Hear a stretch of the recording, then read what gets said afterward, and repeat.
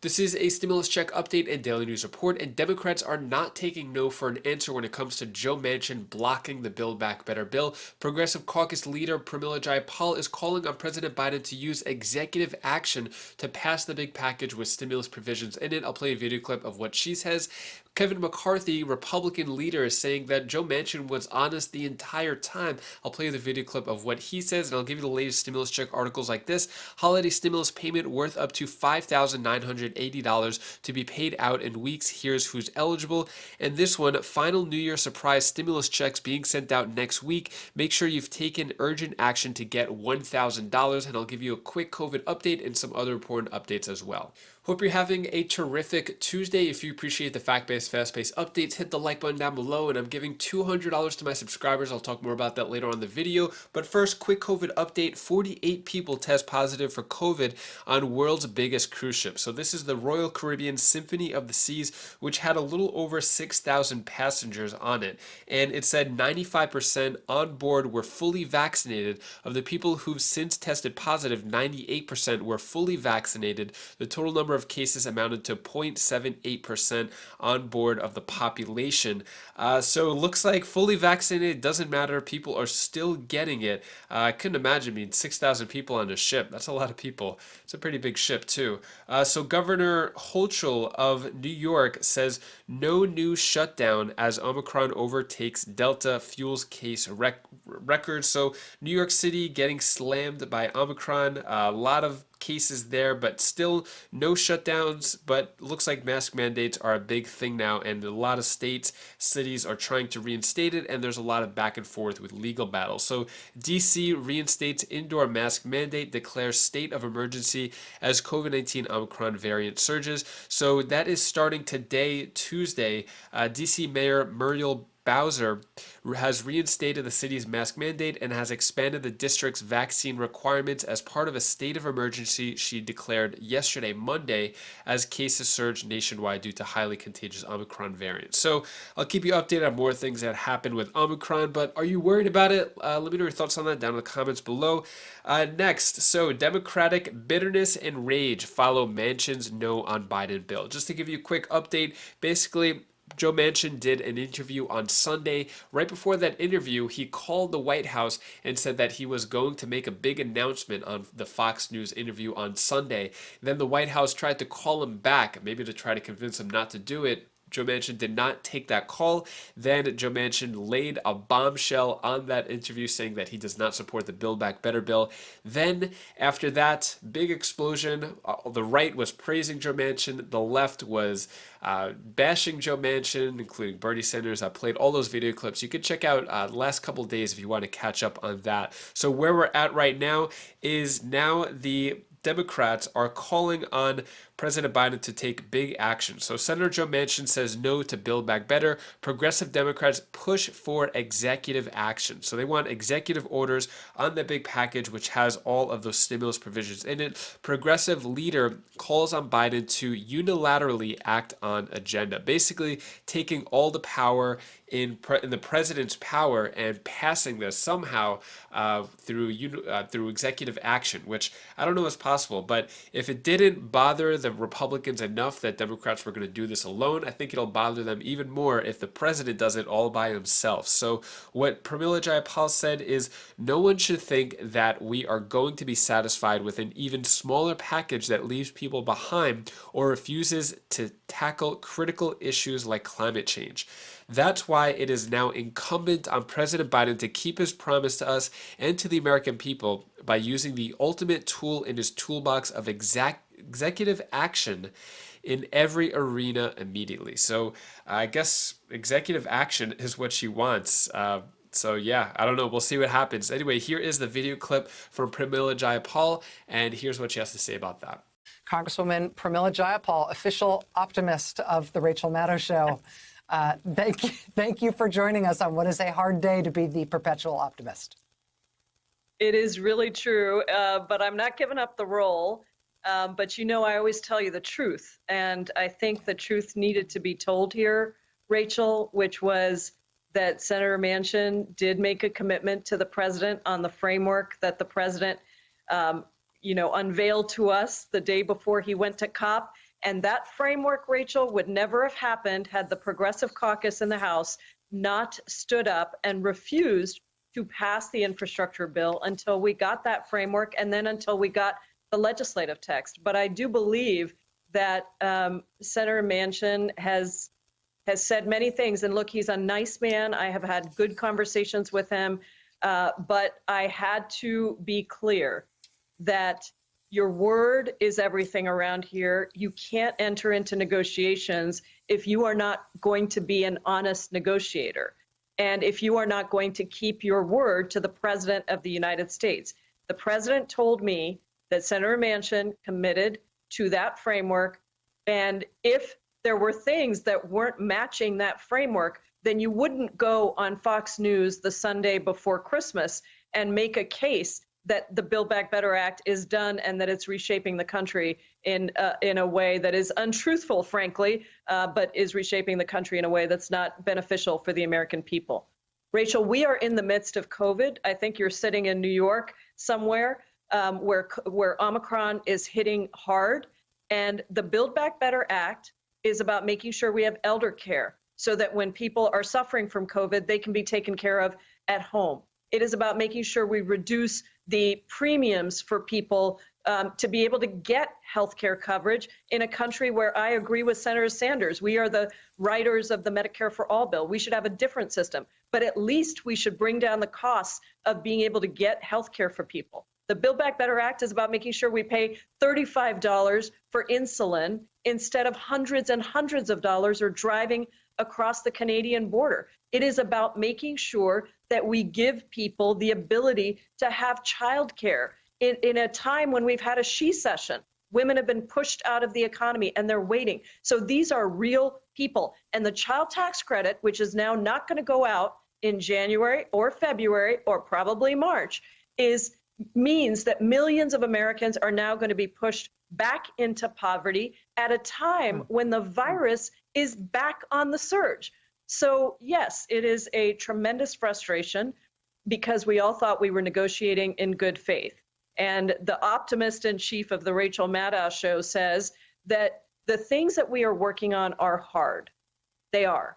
If they were done, if they were easy, they would be done. They're not. They're hard, and we can't give up, and we won't give up. And that's why we will pursue a two-track strategy now to both push for the Build Back Better legislation to pass the Senate, and we are also calling on the president to take some significant executive actions that will make people's lives better today, and that will also put pressure on continuing to get legislation through instead of doing it through executive action. So we'll have a two-track process here. We're not giving up, but it's a hard day, I'll be honest.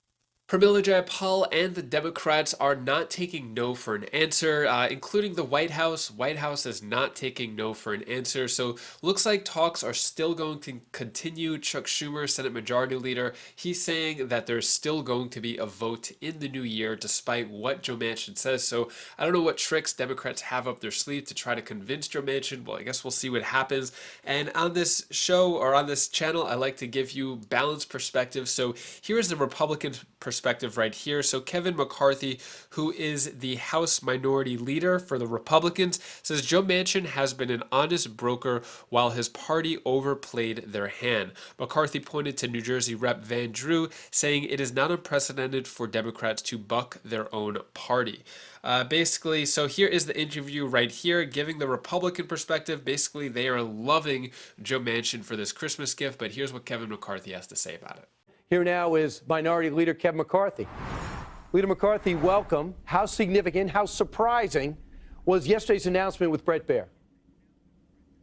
It was surprising, but if you listen to Joe Manchin, the one thing about him, he has been exactly and consistently honest all the way through. He said he would, and he even signed a paper, he would not go higher than the $1.8 trillion. And the Democrats made a fatal mistake, and Nancy Pelosi made a fatal mistake. Remember, they all said they wouldn't pass a bill in the House until it had already been conferenced in the Senate and make sure it passed the Senate. She had all of her Democrats, and there were no Joe Manchins over there that would stand up. Only one would. And now they have voted for the 87,000 IRS agents to spy on you. They voted to open the border and make people legal citizens when they came here illegally. They voted to take away work requirements. This is a very bad vote. But Joe Manchin kept his word. Now, I didn't think this would happen. I thought the odds were that they would get something through.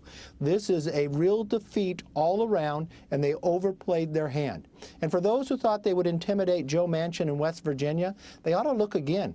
Joe Manchin is more popular in West Virginia today because what he said yesterday, and they're not going to intimidate him, and more people will stand with him in West Virginia. So, President Trump is making a lot of noise against people that do buck the party and to primary them. Do you think if President Trump reached out to Joe Manchin and said, I will go out of my way to make sure you're unopposed, if you just come over to the Republican Party, that would move the needle for Joe Manchin and get him out? Clearly, they don't like him. I've talked with Joe before, and when President Trump was in, Joe Manchin would be at the White House. Many times I was down there, and he tried to work with on a lot of different issues. We were successful. Remember, we had an individual re-register from Democrat to Republican, and I think there are a few other Democrats out there that are thinking about it. Why? Not because they've changed, but the party has changed. The Democrat Party is no longer the Democrat Party of old. This is a socialist Democrat Party. Bernie Sanders says it, AOC and others. And that is out of step with the mainstream of America. That is their problem. They're letting that wing, of the socialist wing of the party, dictate their policies, dictate the intimidation. But lucky for us, Joe Manchin stood up to it. Right. If Joe Manchin ends up being the leader of the party, that's the most trouble Republicans would have, because he's a reasonable, common sense Democrat like the one that possibly, my fingers are crossed, became mayor of New York City. Your name came up on another network. Adam Kinzinger, a fellow Republican, said this about you. Kevin McCarthy himself, I think, made Donald Trump relevant again when 2 weeks after January 6 or so, he went back down to Mar-a-Lago and brought him back to political life by putting his arm around him, taking that picture, and basically sending a signal to the rest of the Republicans that were pretty quiet at this moment that we got to get back on the Trump train. Did Kevin McCarthy resuscitate President Trump? Well, the one thing I know, President Trump is more relevant, especially his policies are more relevant today and a lot more relevant than a member who's quitting Congress. What are your thoughts on what Kevin McCarthy has to say and Joe Manchin?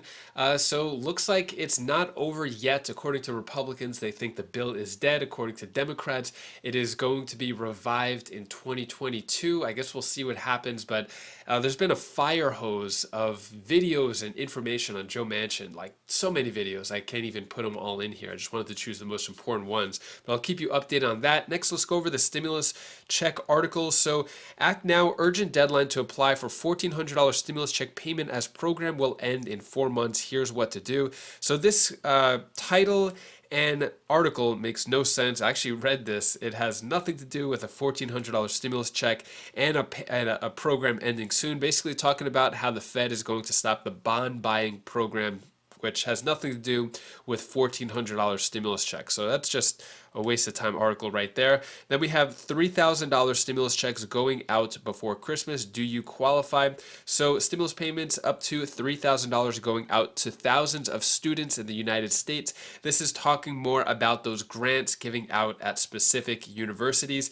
So for example, George Washington University giving payments and grants $800 to $2,500. So since that doesn't really apply to many people, that's what this article is about, but I'm not going to go into more detail. Sort of a waste of time there. We have another one of those holiday stimulus payment worth up to $5,980 to be paid out in weeks. Here's who's eligible. This is another one that's talking about the child tax credit, the adult tax credit, also known as the earned income tax credit. So basically what it's saying here is a part of the program for low-income couple with two children could receive a credit of 40% of their earnings up to a maximum of $5,980. So benefits are primarily targeted at families with children. Below-income childless taxpayers could receive up to $543 or temporarily due to the American Rescue Plan Act, $1,502. So if you did make a little bit of money, take a look into the Earned Income Tax Credit, EITC. It did get a little boost from the American Rescue Plan, which passed a little while ago. So next, with the change.org petition for the $2,000 per month to every American fourth stimulus check, currently at 2,986,000 signatures, probably going to hit 3 million a little after the new year, and still no general fourth stimulus check, although there is talk about a new stimulus package, according to Representative Jamal Bowman, saying that he potentially wanted more stimulus checks, more unemployment, but nothing concrete yet. I'll keep you updated if that turns into anything. Then we have this one right here. Final New Year surprise stimulus checks being sent out next week. Make sure you've taken urgent action to get the $1,000. So what this is talking about is in Connecticut. So in Connecticut, Governor Ned Lamont announced the Back to Work program for $1,000 in stimulus checks starting on May 30th, 2021, which will continue until December 31st of 2021. So if you live in Connecticut, you got your job back and you meet the qualifications before December 31st, 2021, which is just 10 days away, then you get a $1,000 check there. And that is all the stimulus news that I have for you today to hopefully brighten your day a bit. Here is my daughter Bella's tip of the day. Hi guys, this is Bella. This is the tip of the day. I want to tell you one thing that you should do. When you want to do something, you have the power to do whatever you want. Unless, one thing, you believe in yourself. That's the only trick. So that's all I wanted to tell you for today. Bye. This is the Bella. Thank you so much for watching. Appreciate your support. So here are some pictures and videos with my sister. She actually came to visit. She lives out of state, so it was really nice to get to see her. We don't really get to see each other too often, maybe a few times a year. So it was really awesome getting to see my sister there. Anyways, hopefully you have a great rest of your day. If you want to check out any of my other videos, you could click up here to check out my latest Wise Vibes video, and I'll see you in the next video. Take care, be safe. Thank you for watching.